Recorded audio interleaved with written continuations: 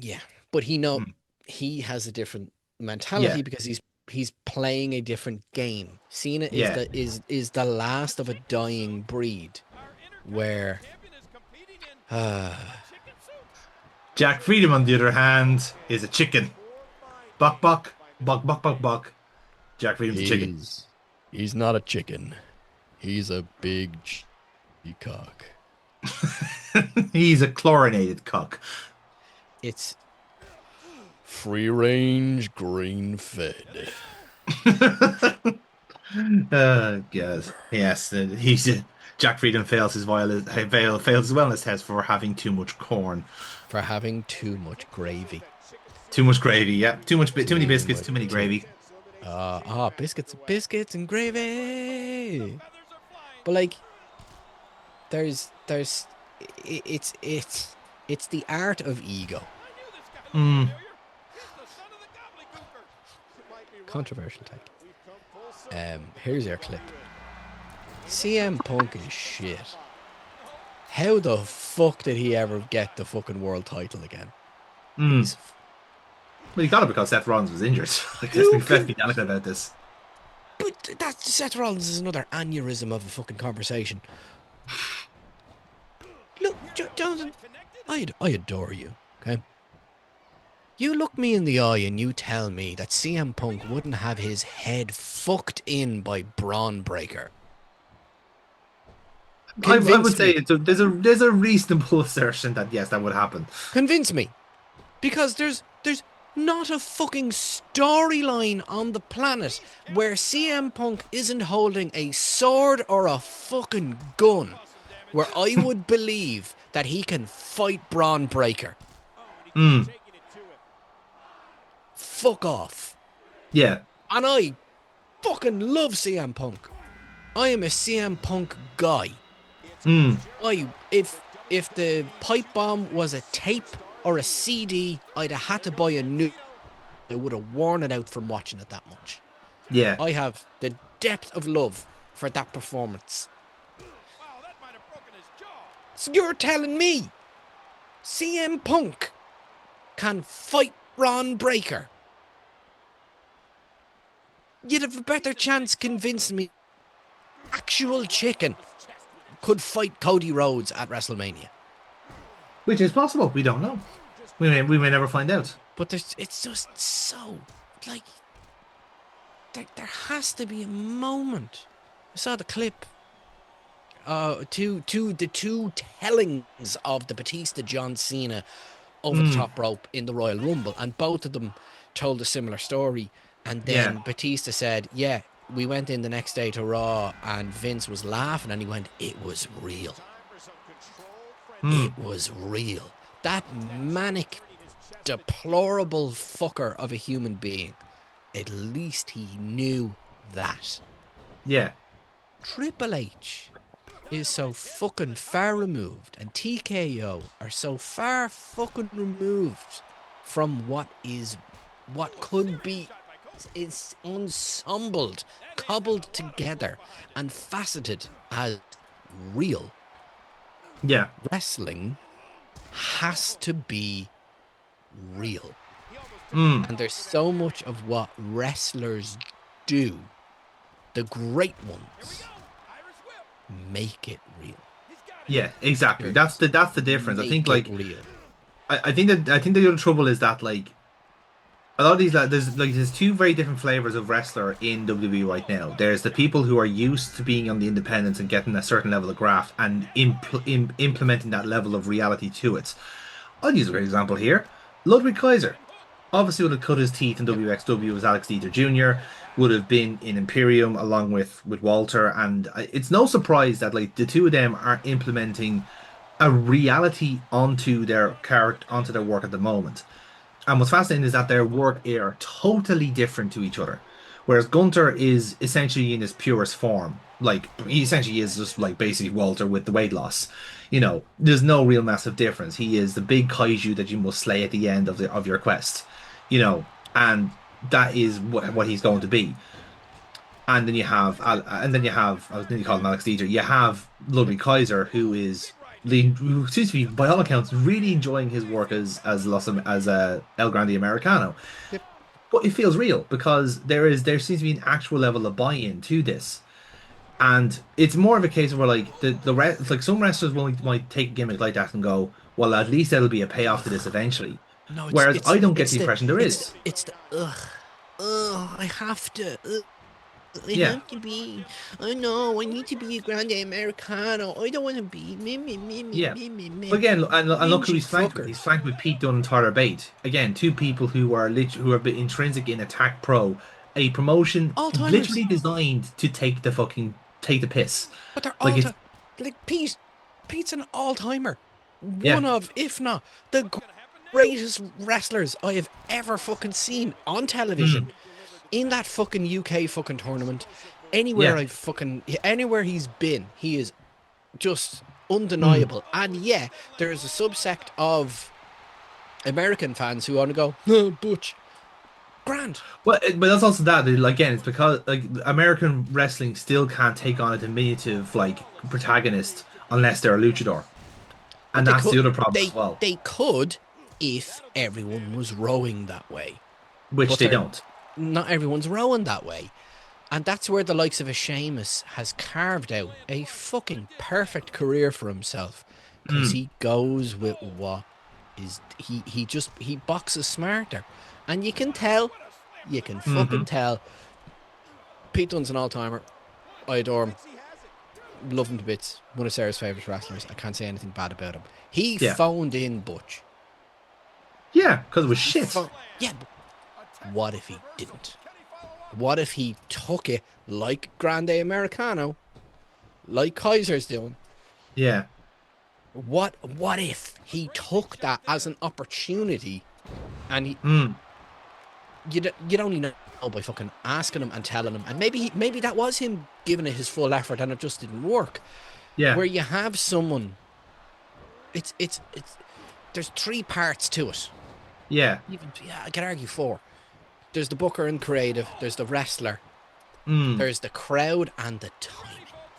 mm, The booker and the wrestler and the crowd all ready for it. And you've nailed it on the head with your fucking with the seasons of wrestling. It's just mm, the wrong time. yeah, It's all about timing. It's all about getting that timing right. You will yeah, one of the lovely polygons that's floating around here, Chris Jericho. yeah. He will not arrive in WWE until he is able to maximize that. He's not going Yes. to pop in and pop out. And if he is going to pop in, pop out, he'll pop out and leave you waiting for more. Mm, He knows what he's fucking doing. He knows exactly what he's fucking doing. mm, Every fucking sinew of him knows how to stand in a ring, be in a promo, do a vignette. He yeah, knows what he's fucking doing. Where you take the likes of a William Regal, who through his glorious ramblings, which I adore the scenic route to his answers of questions, mm, there's genius there. yeah, There is legitimate, pointed genius in what these people can do. mm, When you have people who only really want to get themselves over, where only looking at clips of Jericho again, talking about the mm, list and how the New Day sold it like that. yeah, People don't. Here's a big fucking overarching thing. People don't fucking sell for each other. mm, This is everything. yeah, This is society. This is the world we live in. That. Why wouldn't you want to sell a move properly for somebody? Because the boys in the back know you're gonna get paid and you're gonna go, you did a great fucking job. You know behind the curtain what's going on. And the yeah. fans get a better experience where everyone only ever really wants to be seen. One of the best moments in modern wrestling, very recent. Randy Orton taking a pile driver. Yes, but that was phenomenally well done. But it was If the only if we ever to find like the natural like end point of that could very well have been Kevin Owens winning a world championship. Yep. had he not got injured. Again, I think that's also like that might also kind of impact on the buy-in as well. Is that like in WWE, there's a lot more waiting involved, and it's not necessarily like the wrestler's fault in that respect. It's because they're being told like there is certainly a level of kind of premeditation to say we're not pulling the trigger yet. We're not going to be doing. We're not. There's a lot more no's than yeses in WWE. And again, when I was talking about like that kind of idea of like two different flavors of wrestler, you have the independent side where basically you are a man or woman onto yourself.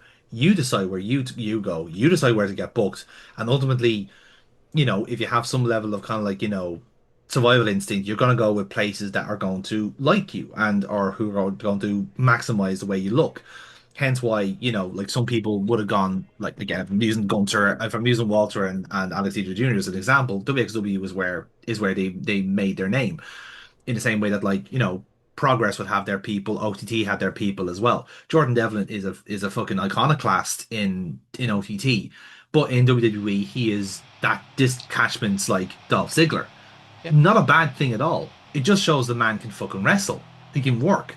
Mm. And again, what's fascinating is that like people who are looking at watching the Judgment Day now and who could be like super fans of them and is now learning that like holy shit, this guy be they're watching like him and Walter for the first time in the National Stadium and thinking I want to see this match now. It was like you do, you don't, because that match is a perfect moment in time. It is the idealized versions of those two characters in an idealized promotion designed for them.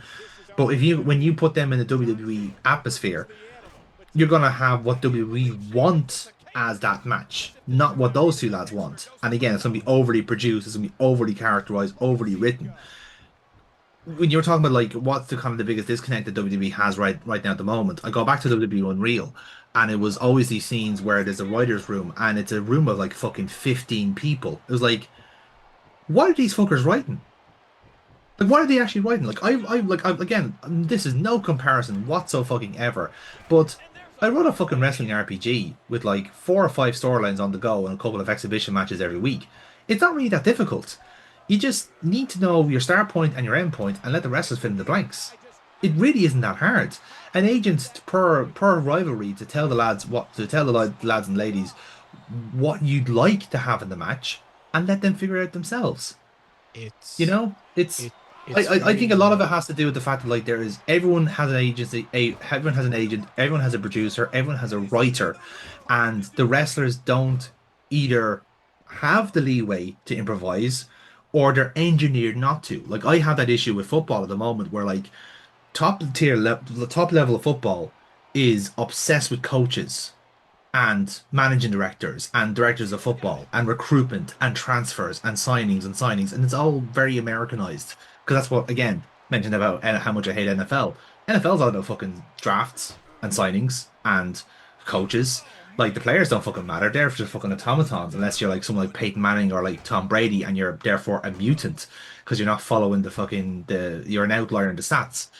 So in football, it's a case of like, okay, oh my God, this team is like getting this new manager in. They're going to play this style instead now, and therefore these players are going to get better. But then they have to sign this player to do this. Oh, but they're not going to do that because they don't have the money, or they don't have the technical director to do that. So they have to get this. It's like, shut the fuck up and let them play. This is the way you take the fun out of a sport is by basically taking the sport away from the sports people. oh wow, that's yeah. But like it's saying that everybody has an agent, but no one has any agency. Yeah, a little bit. Because like it's the same as It's anything else. just Like again, if I was fucking if I was smoking a joint here and wearing a tin foil hat, I'd say this is the way that corporations take the fun out of like normal people's lives. Because ultimately the people that are in corporations, the Nick Cans of the world, let's say, don't know what fun is. Fun to them is a corporate takeover where everyone shakes hands and drinks Prosecco afterwards. That's their level of fun. Our level of fun is going to a national stadium, eating a hot dog, and calling Gunter a prick. That's our level of fun. These are totally different realities, totally different dimensions.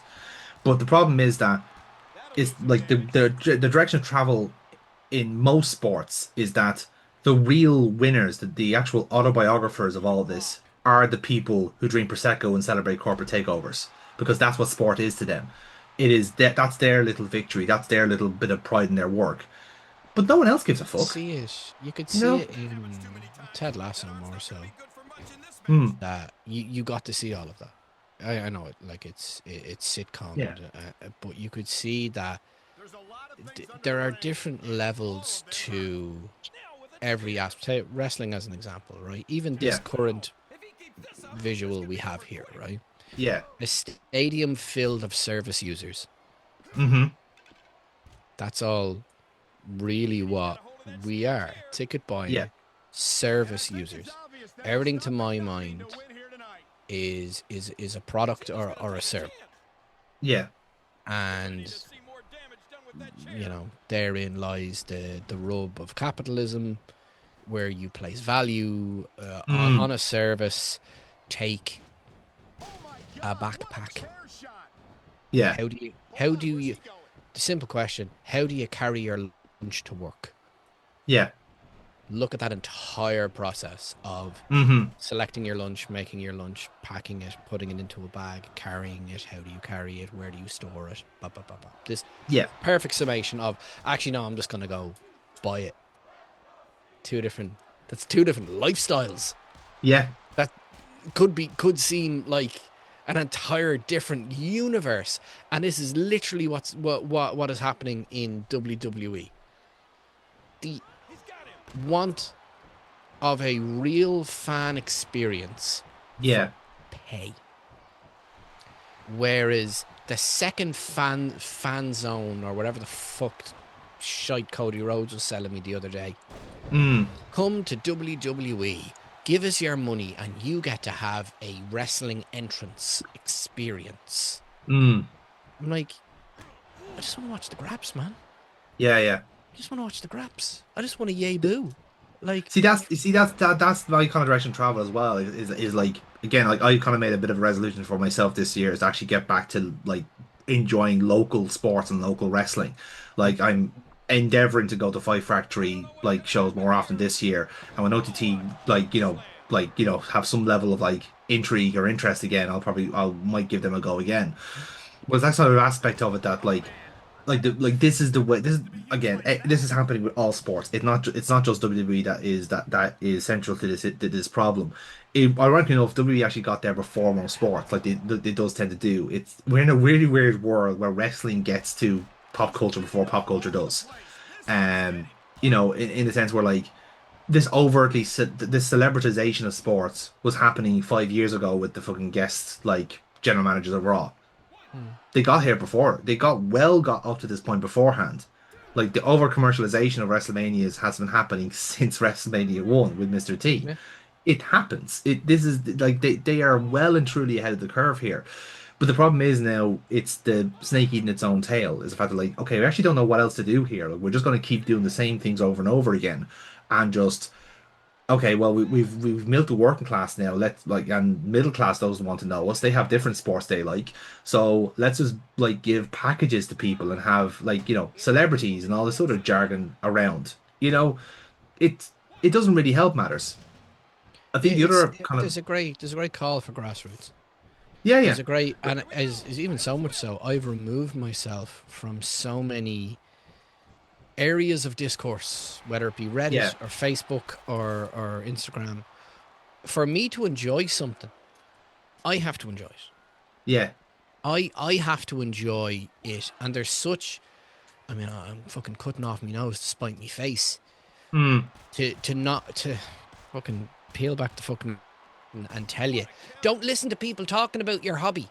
Just enjoy your fucking hobby. Says, that is the other part of it as well, that we all have an opinion. We are all broadcastable. We all have an opinion and we all have discourse. And there is a certain degree you could say that there is actually just too much discourse. And again, this is really easy for me to say after launching our Grop Swatch podcast on Monday Madness. You should go and check out that out right now because we're in the past and that's in the present. but like that. But are you a fan? I'm a fan of discourse. I like. I've been listening to talk radio since I've been alive. I love Mm, hearing people talk about things. yeah. I don't necessarily give a fuck what they're talking about. I would Yeah, I think there's much. that quality of it as well. Where in the sense where I want to enjoy wrestling, and again, it's also I've got past that point where like I'm not going to enjoy it the way I used to as a child because that is at what that's what being adult is realizing that the stuff that you liked as a kid was not actually that good. But the difference was that it was a time in your life where you had literally nothing else to fucking worry about. So that like Unless literally could just unless watch SmackDown unless we're every talking weekend and about have fun. Batman the animated series, which is fucking perfect. Well, to be fair, that Uh, is still quite good actually, yeah. But there's but yeah, I tell you, there's a fucking segment for you. Remind me after. I'm not putting this on you. Fuckies, you're not getting this one. I'm keeping this. Fucking we remind me have a after. Google Doc for this, Brian. You Yeah. know this. Yeah, I've been it's been in the grey matter. I have a few ideas, but there's something in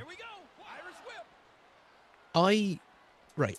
I bought a video game. I'm trying to learn how to clear a level in that video game, and I Mm, can tell you can see your from the video we're watching. Can you see all of your recommended videos on the well, side here? Yeah, yes, from mine, yeah, yeah. yeah.